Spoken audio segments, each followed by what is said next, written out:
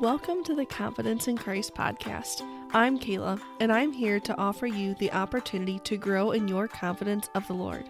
Through interviews with friends, simple and practical scripture application to your life, and some good old-fashioned tough love at times, you will be more equipped to have an intimate relationship with Jesus Christ after hanging out here with us. I'm a woman just like you who loves the Lord with all of my heart and is doing my best to follow His will for my life. Meeting you here weekly and passing on the knowledge He has given me is part of what that looks like.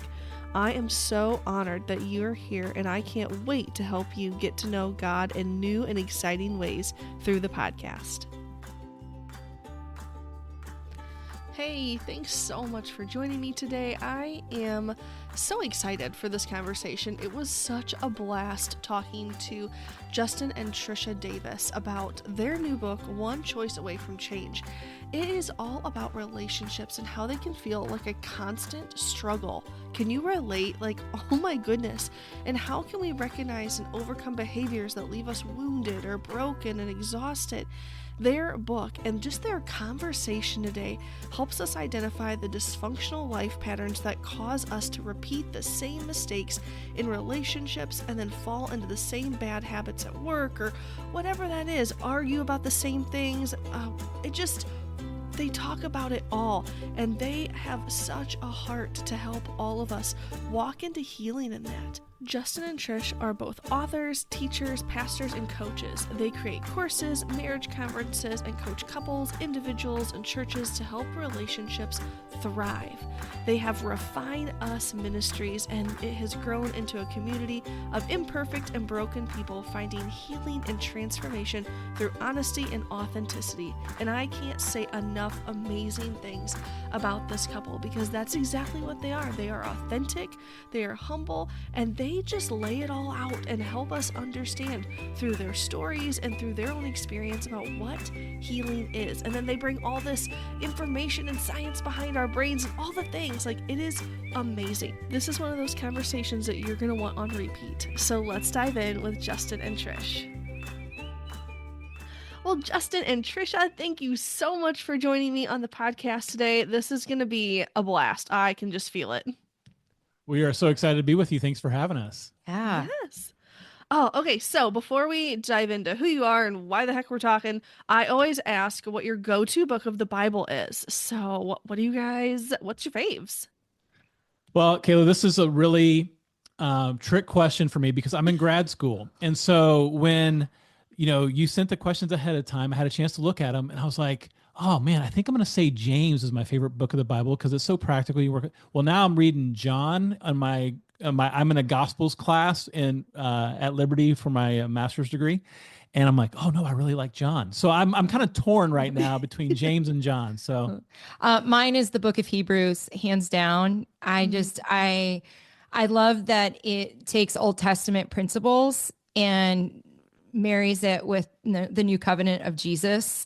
It's just this reminder of like when we feel like we are under duress or questioning God, we go back to our familiar. And that book is all about, the Jewish culture. Like, let's just go back and just being reminded, oh, all of that back there led to this moment. So I love it. I know it's kind of a nerdy book and people are like, that's the worst book ever next to like Job, and I'm like, I know, but it's my favorite. So there you go. Oh my gosh. Heck no. Whoever says that, they need to reread that because it's so good. And I always tell people like the very first question I ask is always the hardest because they're like, are you kidding me? Like, that's what we start off with. And I'm like, well, I want to know. Like, it's just so interesting. And it changes. Like, I have some people like, well, today it's this book. Tomorrow it'll probably be this one or wherever God leads me. And it's just like, it's so fresh and so just relevant every single day. Like, that's how God works and how He speaks. So no, I love those. Those are great. Yeah. Okay, well, who are you guys? Tell us a little bit about yourselves. That's a really loaded question. Right, again. So Trish and I, we have been married for almost 30 years, which is just crazy to say that out loud. We got married when we were 12, so I'm just saying. Right, yes. I wish that were true. We're just that old. But we met in Bible college at Lincoln Christian University in 1993. And so started dating and got married. And then our first son was born 5 days after our first year anniversary. Yeah. And Oh. so we have 5 kids now, that range in age from 29 to 15. 15. Listen, if we remember all their names, we are so winning. The fact that we remembered their ages, I'm pretty proud of ourselves right now. So That's awesome. Gold stars. we've spent a majority of our life in ministry, from planning churches, youth ministry, and then a little bit like of our story kind of shaped where we are today. So now we're kind of in a space of just continuing to share God in all kinds of different ways, either through writing or speaking or just partnering with the local church. Oh, I love that. Yeah, gold stars for remembering anything like that. Like, oh my gosh, that's all those kids, like they're blessings, but that's a lot of dates and things to remember. I have 2 kids, and I remember like after my second was born, they're like, what was his like? What time was he born? His birth weight? And I was like, I'm supposed to know that stuff? Like, no, it's written down somewhere. Like he's Yes. healthy. That's all that matters. Yes. Exactly. That's our middle son is kind of that way. Obviously our we have 3 biological kids, and then we adopted 2 kids 6 years ago. And so we definitely have the oldest child syndrome, the middle child syndrome, and the youngest child. Yeah. They remind us of that all the time. And then our adopted kids, they kind of rewrote the story as well. Right. And so now our youngest is a daughter. She's our daughter. We have and 4 boys and a girl. Yeah. So the baby's a Oh. girl, and yeah, it's all and kinds so of different. she works it. Yeah, she works, being the only girl, and she works being the youngest to Well, her yeah. advantage all the time. Yeah. Yeah, I mean, why would God set you up like that and not ask you to? Like, come on, like that. Like, she was born to do that. That is Exactly. awesome. Yes. Yeah. Oh my gosh. Well, I'm so excited. I've said that like 4 times. This is gonna be so fun because you guys have a new book out, and it's called One Choice Away from Change. Break the cycles that hurt your relationships and hold you back. And if you've been married for 30 years, have been through different ministry opportunities and all these things, I know that you guys have seen a thing or two. Like the Lord has brought you through. And this book is just so encouraging. When I first got my hands on it, I was like, oh my goodness, like I have to talk to them. I have to hear more. So where did this like one choice away from change? Like where did that kind of stem from? Yeah, that's a really good question. And what we're really passionate about is really helping people, whatever your season of life or your stage of life, have healthy relationships. And that is found through Christ. And really, our whole idea of writing books in general came as an overflow of our story. One Choice Away from Change is our second book together, and my third book. And our first book is called Beyond Ordinary, and it's really a story of our marriage implosion and restoration that took place in 2005, and the journey that we went on together to discover and rediscover not just grace, but then also God's vision and purpose for marriage. This book kind of picks up really where that book left off, in that the patterns and behaviors that we recognized, not just in our marriage relationship, but also in our extended family. And then as we've worked with people, either through life coaching or marriage coaching over the last 15 years and in pastoral ministry, this realization that we all struggle with the same things over and over again. And a lot of times we think that if I just keep doing the same thing, I'm going to have a different result. Yeah. And we all feel insane or discouraged.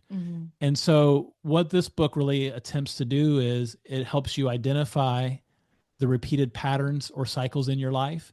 And then we want to give you biblical examples and practical applications on how to break those cycles. And that's like right up my alley here. Like I want us to like, hey, like this is what's going on and here's what the Bible says about it, and then this is what we do about it. And as we go through those things, we grow in our confidence of the Lord because we're watching him work in every aspect of our lives. And this is actually going to air right around Valentine's Day, or that that realm of that, and I'm like, this is perfect because everybody's talking about love and marriage and all those things, but we don't want to talk about like the hard stuff and Yeah. the cycles that need changed, or the patterns that we see that we don't know what to do about them. Like, how do we shift? How do we make that choice that's going to make things better and more God-centered? So what do you guys see are some of the like common relationship patterns that you talk about in the book, or that you see through counseling and all that sort of stuff? Well, I think, how we lay out the book is we have to first like realize that we are stuck. Yeah. Sometimes just in the chaos of relationships, it's so overwhelming. And really why we stuck with one choice is that's where we start. It doesn't have to be 5 million things that we need to do here and we need to do there.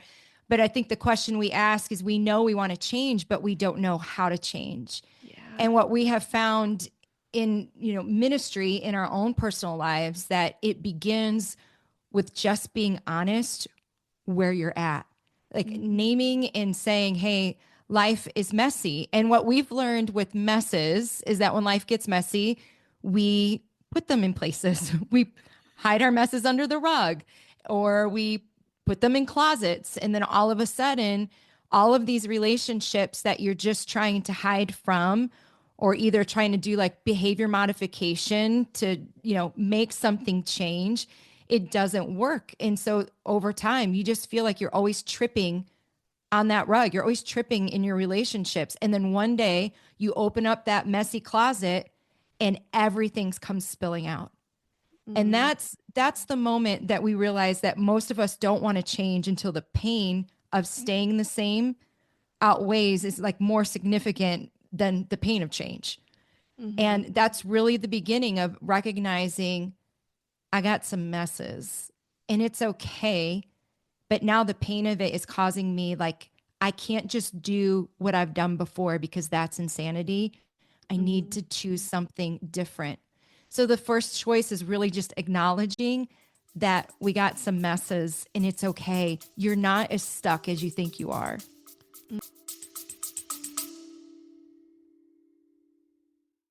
What's up, everyone? Steve here with the Balance of Gray podcast. It's a brand new podcast. That's good news. Funny news stories, serious topics, and spiritual growth. Phenomenon is what it is. I can promise this won't be quite like anything you've heard before in a Christian podcast. The Balance of Gray brings raw discussions that get to the root of some of the hardest questions. In every few episodes, we feature inspiring testimonies from those who have walked the walk. There's already a good lineup of episodes for you to dive into, so go check them out and tune in on Wednesdays for a great time and a bold twist on igniting your faith. You can find the Balance of Gray podcast on nearly every listening platform out there. Start listening now. Pretty good, huh? Oh, that's so huge. Like, I feel like that's a huge revelation that's so simple that we skip over it. We're just like, okay, that's right. Like, just give me the 5-step plan. Like, that's what I want to do. But we have to just like recognize it and call it out like it is. Like, man, and sometimes that's so hard. And what I've experienced when I went through a really hard season of grief was that, like, I needed other people to help me see that. Like, they weren't doing it in a mean way or anything like that, but are you really doing okay? And like, then I had to stop and be honest with myself. Like, no, I'm not. But I needed somebody to kind of shake me and be like, hey, are you sure? Like, are you sure? Like, you know what? No, I'm not. And then once I called it out, then I could work on it and talk with the Lord about it. That's a hard step though. So I know we need support for that. So how do we kind of like, where do we gain that support? Like with our spouse, with friends, to just recognize that and have the bravery to like decide that we need to change. Well, you bring up a really good point. Let's just take your example of grief, right? Like, someone can struggle with grief, and what happens at times is we begin to act out of that grief, and it affects our relationships. Well, when it begins to affect our relationships, that becomes the pain point. And so maybe we withdraw, or maybe we go to escapism, or maybe we get very resentful, or we lose our temper with our kids, right? Like that's the visual evidence of what we're struggling with. And the easy thing, and I think what a lot of times what we try to do in Christianity is we try to say, well, just be nicer, just forgive, just be more patient. And those are all, we should be those things. But until you identify, oh, I'm not really struggling with impatience, I'm struggling with grief. Right. Right. And so the heart of the book isn't to just help you deal with what is necessarily visible, it's to help you get to a soul level emotionally and spiritually to go, okay, what is under the surface that is driving my behavior? And how can I share that part of my heart with God and with someone else so that I can not just treat the symptoms of my problem, but really find healing? Because we can all modify our behavior for a few weeks, right? I'm sure we've all been in relationships where we said, okay, I'm never going to do that again, or I'm never going to talk to you like that again, or I'm never going to treat my kid like that again. And then we do it. And so it's not a matter of desire, it's a matter of willingness to go below the surface and really understand, okay, what is driving this behavior and how can I then find healing in that area so that then my behavior isn't necessarily something I'm trying to do, it's a result of my healing that I found in Christ. Oh, just keep preaching. Like, that is so spot on. Like, oh my gosh. I have never heard that, like, so perfectly explained in my life. Like, and I've been to, like, a trauma therapist. Like, this is awesome. Like, it's so Well, true. that's hours of trauma therapy on my end that I've received that just, no, I'm just, but I do think that so often we've reduced Christianity to a prescription that we're, Yes. you know what I mean? Like, okay, Yes. just give me the prescription so that my symptoms go away. And I think Jesus wants to deal and heal at such a deeper level than that. Oh, for sure. I mean, that's what he was doing when he was here on earth. Like, he'd ask, like, "Hey, what do you want from me?" Or what do you want me to do for you? And it was never the like, "Oh, I'm blind. Oh, I can't walk." Like, it was so much deeper than that. It was the sin issue. It was those inner problems that nobody really wanted to talk about, that he was like, "That's what I'm here for." Like, the other stuff, yes, like, that's a byproduct of what I've done in your life. But like, man, like, let's get to the heart of it. And as we do that, like, it's not easy. We have to be vulnerable. Like, we have to get to that ugly place where we've hidden it into those closets, under those carpets. And once we do unearth them, they can bring about like crazy big emotions that are sometimes hard to contain or even handle. What do we do when we like are like, okay, like, I'm ready to deal with it, but it's terrifying to get to that spot, whether it's in our marriage or other relationships, like whatever that is. I feel like we're going to have to tell your listeners that we did not pay you to say the things you're saying, because You're just like teeing it up for us. like almost Yay! ridiculously, because if they buy the book and read it, they're gonna be like, oh, they totally manufactured all of those questions. But that's part of the book, is that we get honest. You got honest in your story of like, I'm not okay.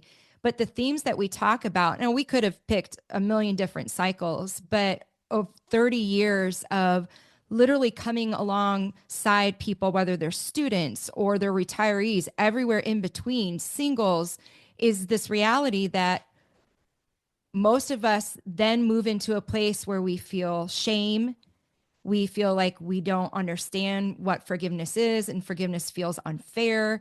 We feel like fearful, and we don't know, we shouldn't be fearful as Christians. And so those are some of the cycles we talk about, just what you said of, okay, let's call it what we're feeling, but then let's look, what is the choice that we have in it?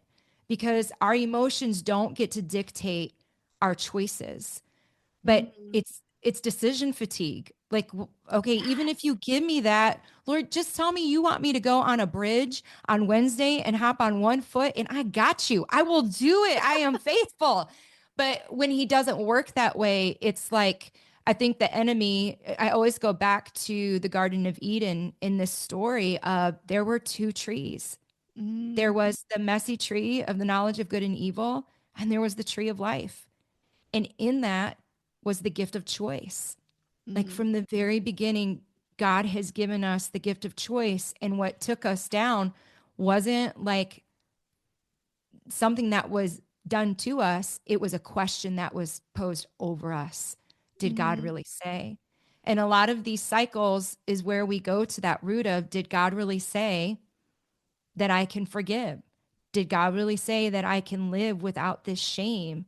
Did God really say that I can move forward without blaming and being, a victim, but recognizing that I was victimized?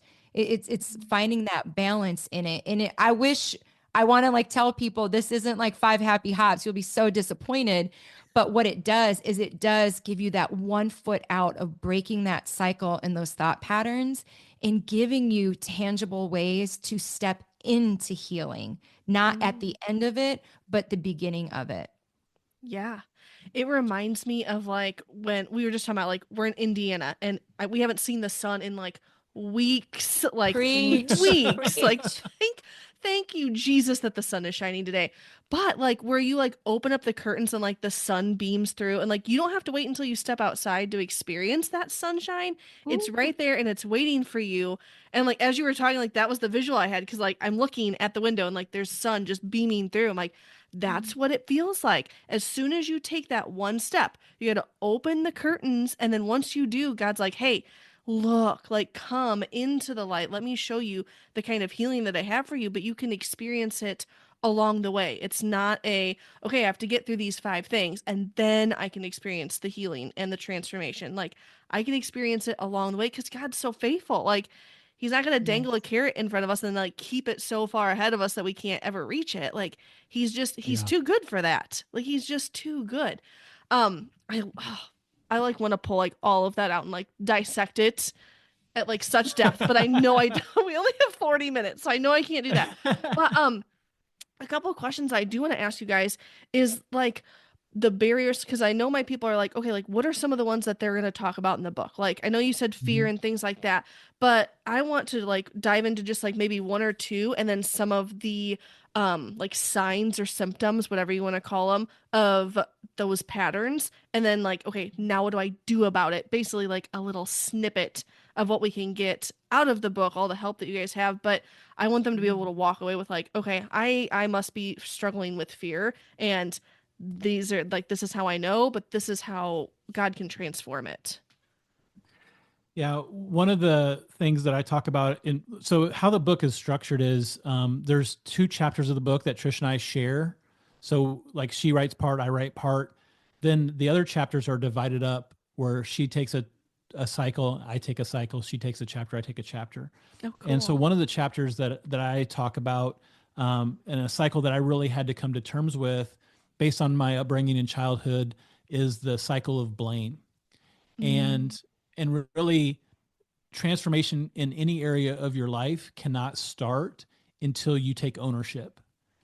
And one of the yeah. things that I have struggled with for a lot of my life is I was abused. I was sexually abused when I was a kid, and then I was physically and emotionally abused by my dad growing up. And so I adopted this posture of, even though I was a victim, I had a victimized mentality. Mm, And so I was great at deflecting responsibility. And I did it in our marriage. I did it even like in school. I did it with my siblings. Everything was always someone else's fault. And when our marriage imploded in 2005, um, we were separated for 2.5 months. And I found myself living in a bedroom of some family friends of a 7-year-old girl. They moved her out into a room with her sister. And I'm in this Barbie room. It was pink walls, this white foo-foo bed, and everything I own is stacked up against the wall. And Trish and I had been married for 10 years at the time, and I was a product of my own choices. But even in the beginning of our separation, I was trying to blame Trish for the choices that I made. And I'll never forget being at a counselor in a counseling session, and my counselor just said, you're never going to experience healing personally or healing in your marriage until you realize that you are a product of your own choices. And mm, so the heart of this chapter is not to minimize the things that we've been through, because we're all victims in some way, but it's also to help us realize that until we take personal responsibility for some of the destructive choices that we make in all of our relationships, none of those relationships are going to reach their potential as far as what God has in mind for them. And so it's helping the reader understand, what do you need to own in your relationship with God? That's where repentance starts, Yeah. right? Yeah. We can't experience transformation spiritually in our relationship with God until we say, God, I am so sorry. I have blown it. Yeah. Rather than saying, God, I wouldn't be this way if it weren't for my parents. Or God, I wouldn't be this way. I wouldn't struggle with this if my dad didn't yell at me. And so I think sometimes we justify some of the choices that we make based on the situations around us. And God accepts us as we are, right? So Right.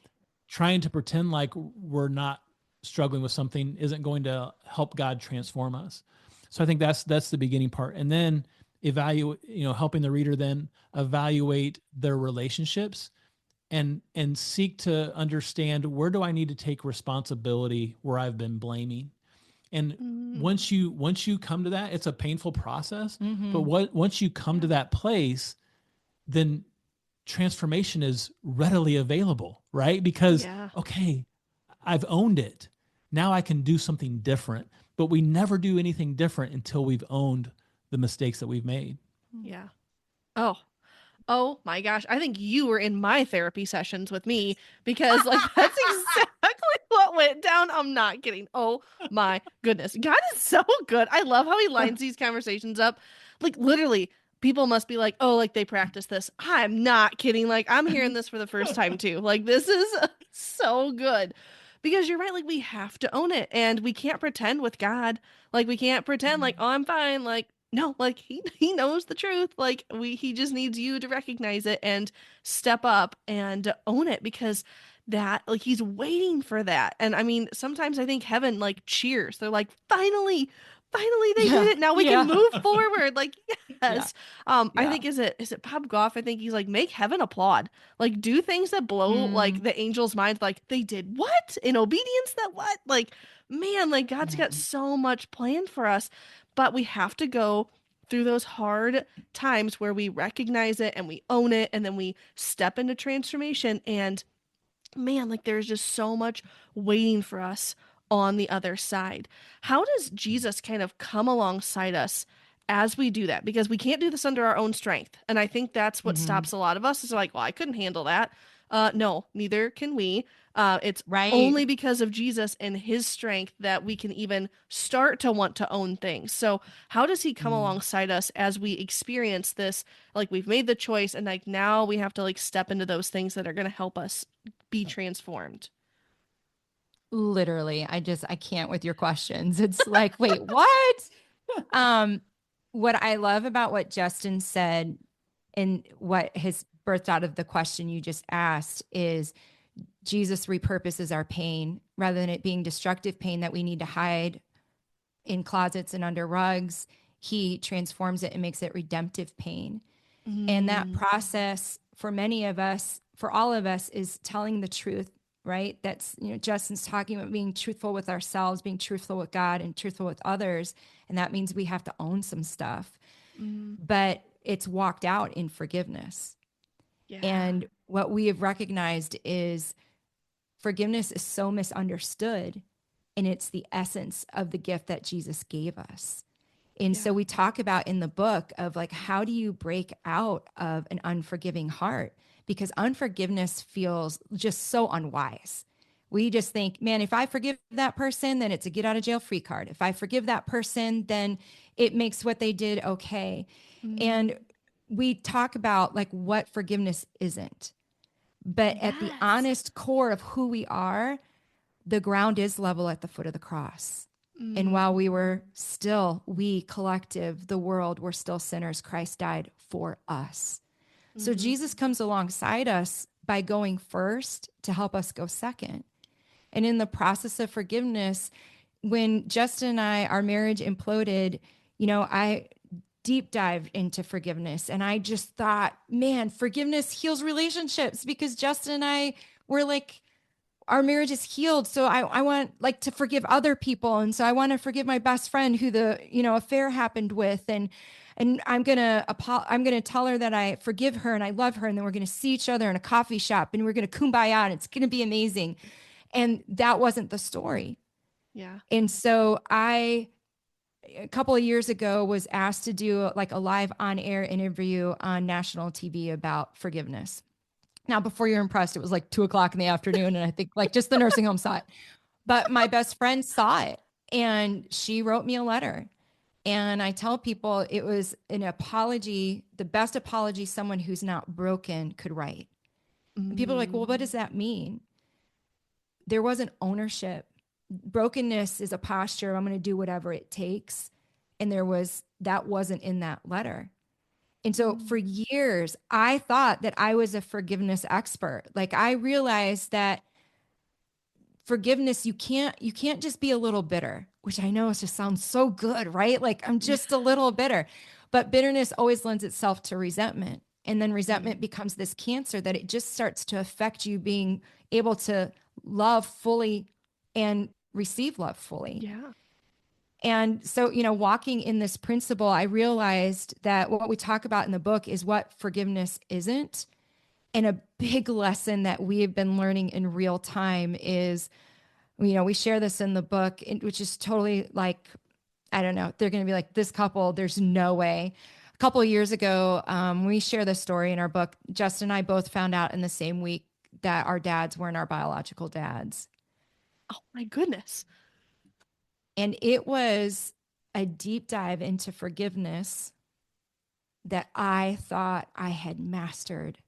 I knew how to talk about forgiveness. I had a world platform. I was like the forgiveness expert.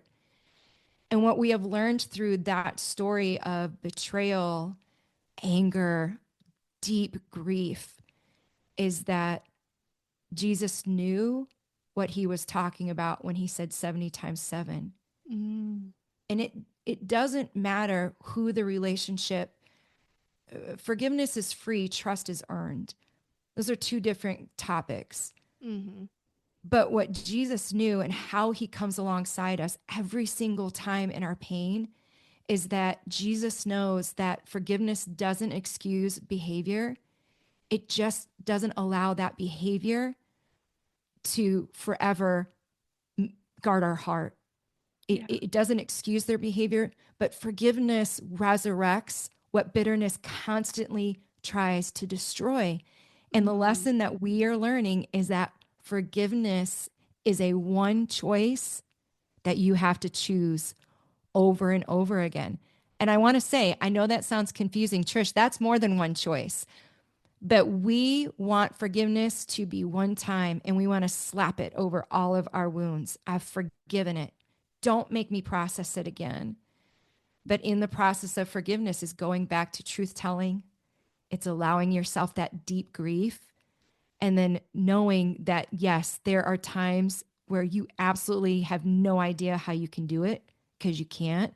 And then in the miracle of the Holy Spirit, you are empowered by that same message that Jesus gave us on the cross, that because he is enough, you are enough and you got this. You are not as stuck as you think you are. And the good thing is our dads are not the same person. They are not. We are not related. Just a little session breaker in there. I'm dying. That's awesome. Oh, praise Jesus. Oh my goodness. Oh, now I lost my train of thought. Thanks a lot, Justin. Oh my gosh.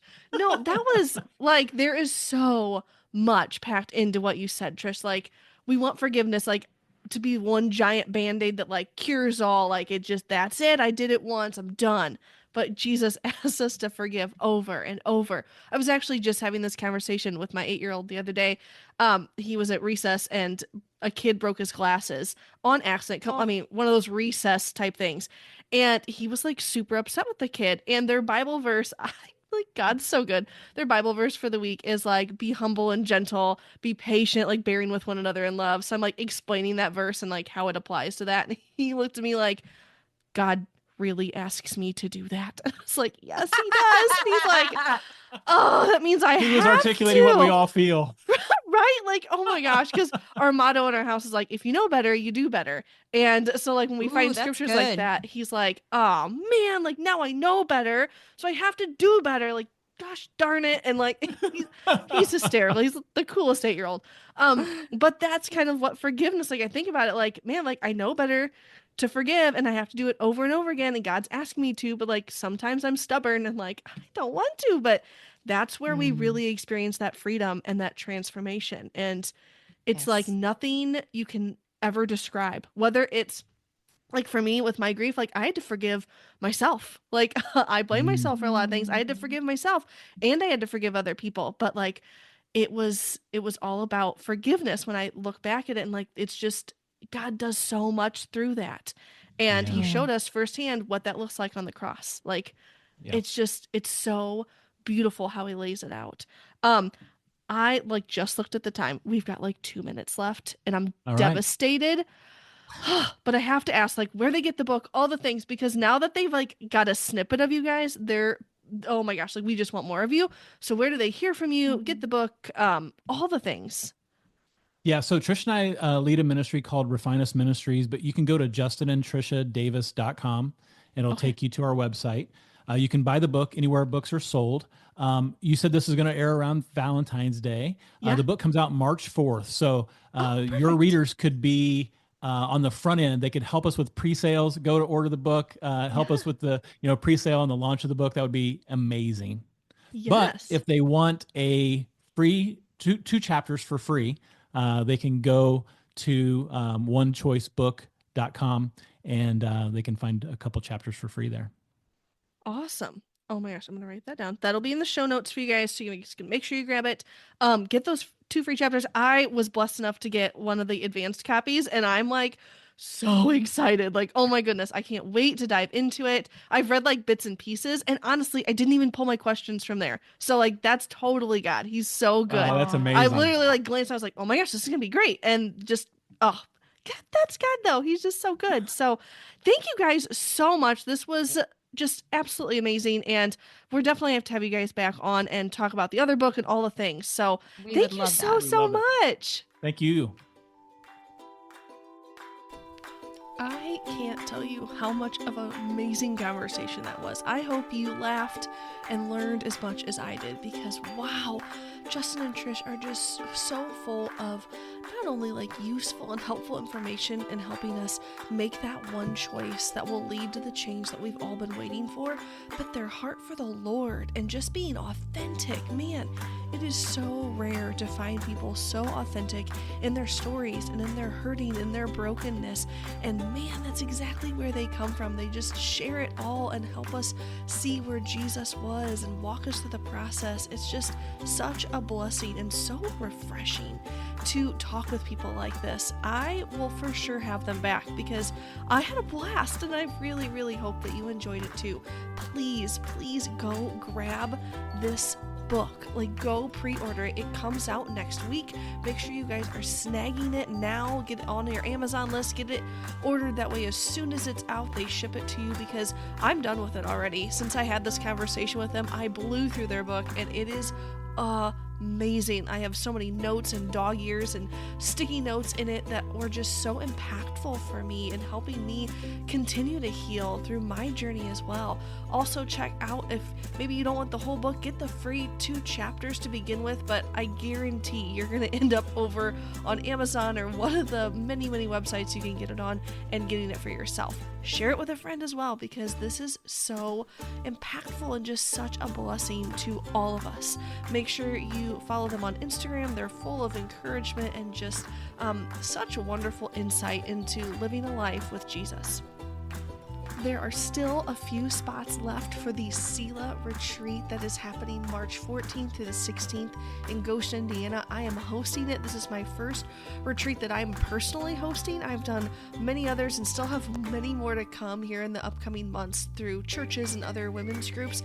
But God really said, hey, I want you to open this up to women in your community who maybe aren't a part of the churches that are hosting their own retreats. And I want you to have a spot for them to come to rest with me, to just be in my word, to learn what it means to live in a posture of Selah, that pause, that just intimate place that we can get with the Lord that a lot of us don't get because we're so busy. We are just pulled in a million different directions. We don't know which way is up most days.